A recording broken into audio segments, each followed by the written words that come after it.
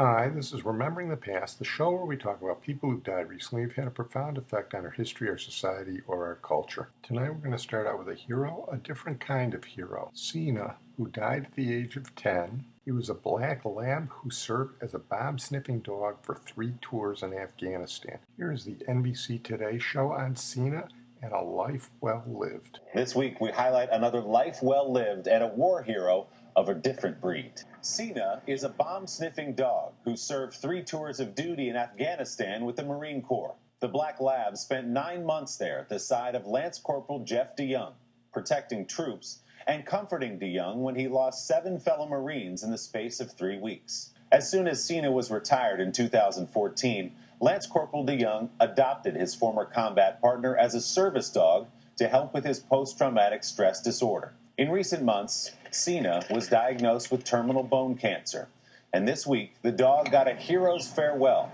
as hundreds of people lined the streets of Muskegon, Michigan to watch Cena and DeYoung pass by in an open-top Jeep, the way they used to ride together in Afghanistan. Aboard an old World War II ship, a veterinarian ended Cena's suffering.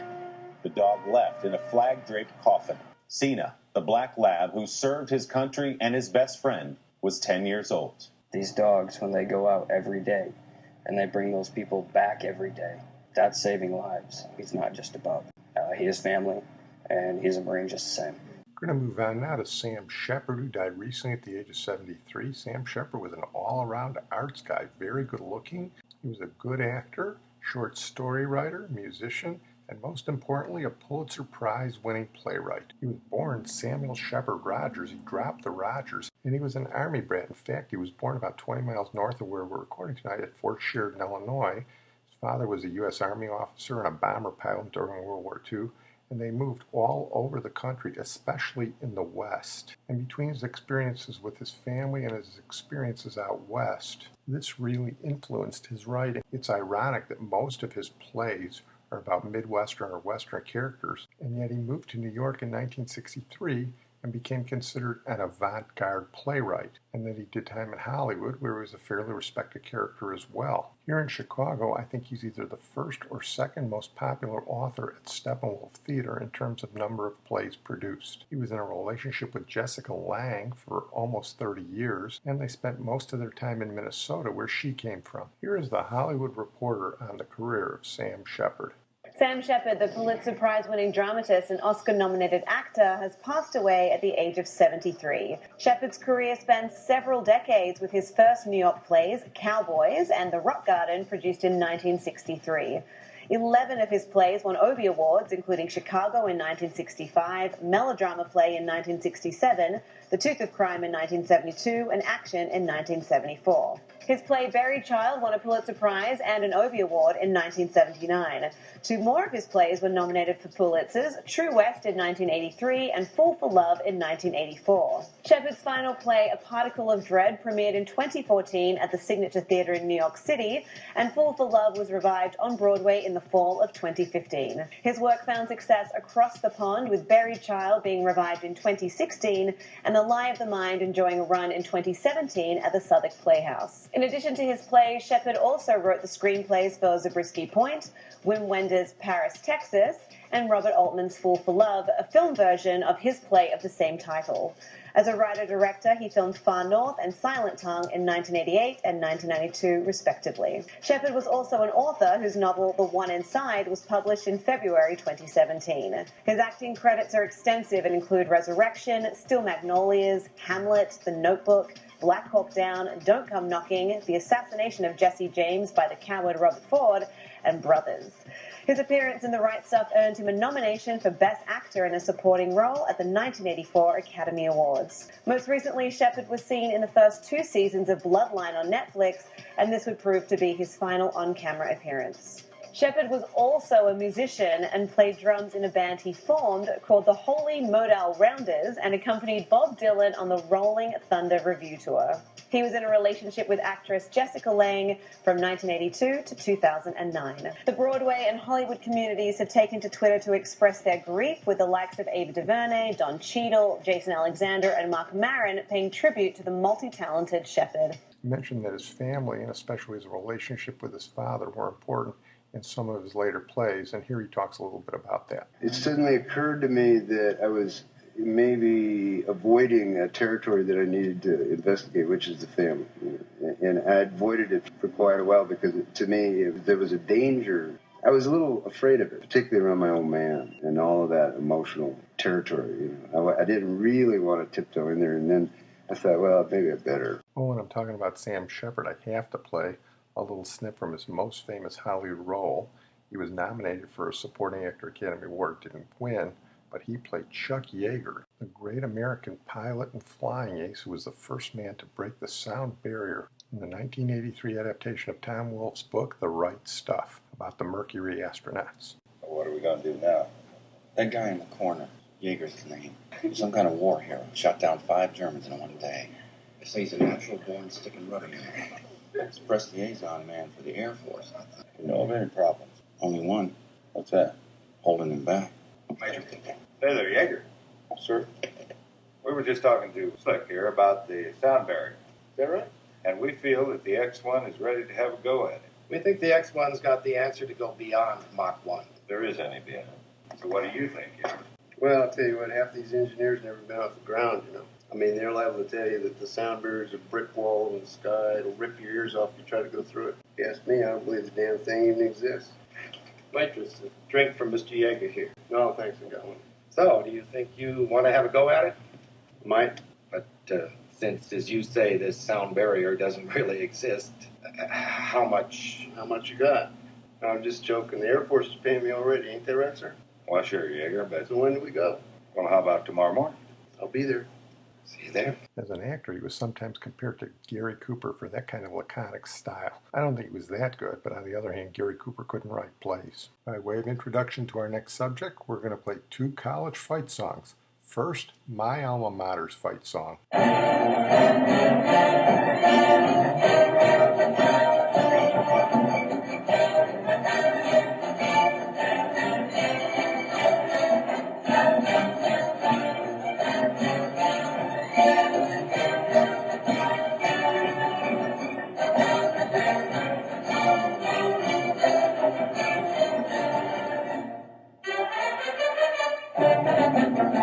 And of course was Go You Northwestern.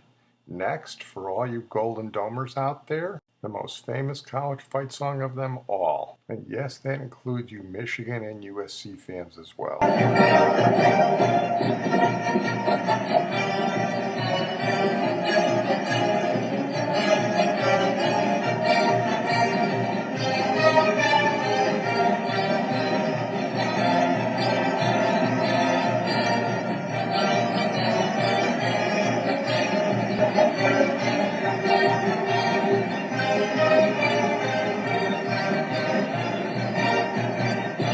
The Notre Dame fight song, which we played because we're going to talk about Ara Parseghian, who died recently at the age of 94, one of the greatest coaches in both the history of Northwestern and Notre Dame. Well, Ara Parseghian was a nice Armenian boy from Akron, Ohio.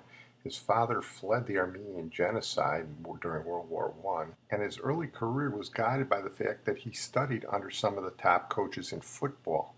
During World War II, he played under Paul Brown at the Great Lakes Naval Academy, not too far from where Sam Shepard was born, about 20 miles from here. He played for Miami University in Ohio, which was the cradle of coaches.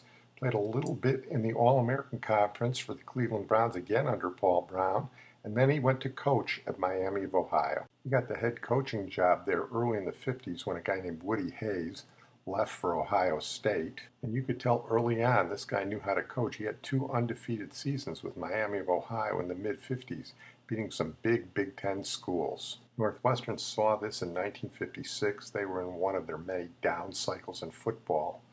His first couple of years at Northwestern didn't go so well, but all of a sudden he turned Northwestern into a national powerhouse. In the late 50s at Northwestern, he didn't have the players, believe me. But all of a sudden, he started beating University of Oklahoma, who was the top team in the country. His team was rated number 2 for a while. He beat both Michigan and Ohio State. And all of a sudden, he beat Notre Dame 4 times in a row. At one point in 1962, Northwestern was undefeated in the middle of the season, and they were the top-ranked team in the country. A lot of people I tell that to can't believe that. And it was clear Ara Parseghian was the man. If if not the top coach in the country, among the top 5. Even though he didn't have a lot of resources, he loved being at Northwestern and wanted to stay. The problem was the athletic department at Northwestern didn't give him any respect. They were a bunch of jerks.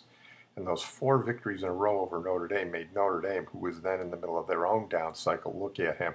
And in 1964, they offered him the job, and he became the greatest Notre Dame coach outside of Knute Rockne in history. Here's the Notre Dame website on Ara Parseghian. Ara made all the difference. Notre Dame president Father Theodore Hesburgh reflected, "When I interviewed Ara, we only asked one question. Will you adhere to the standards of integrity we expect at Notre Dame?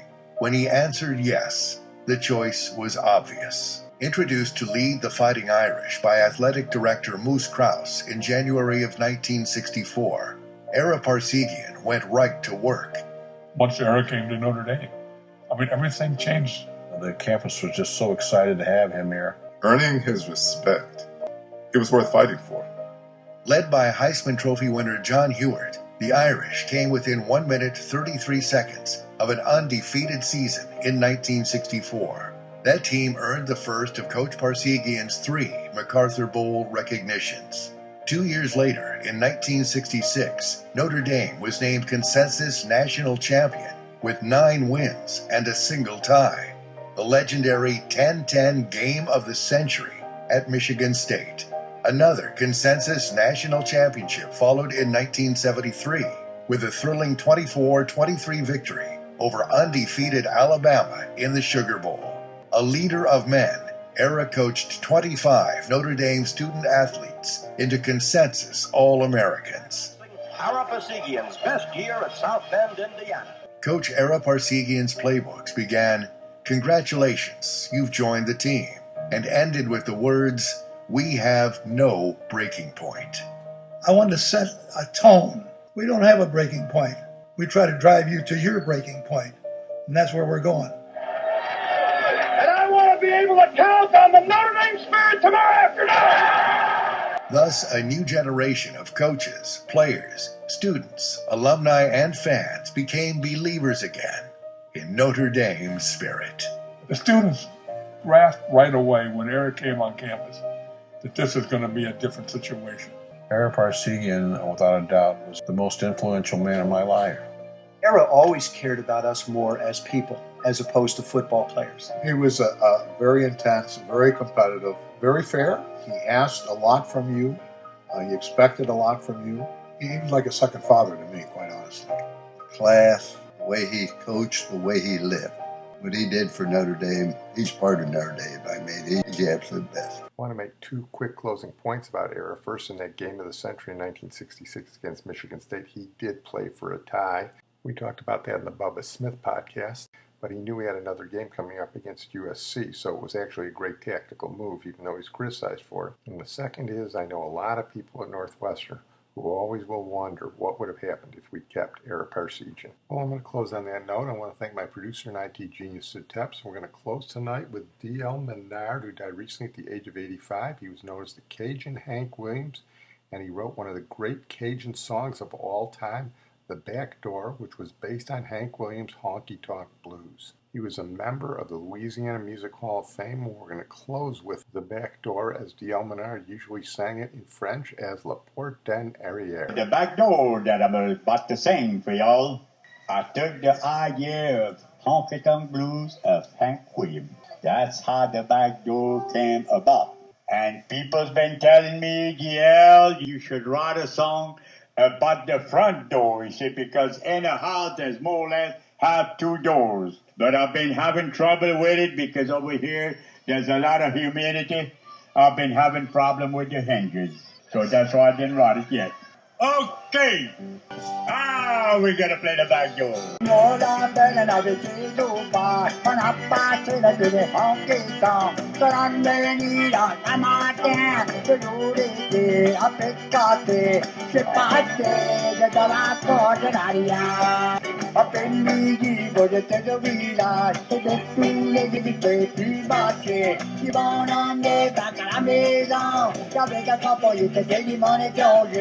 Che passe da la porta d'aria.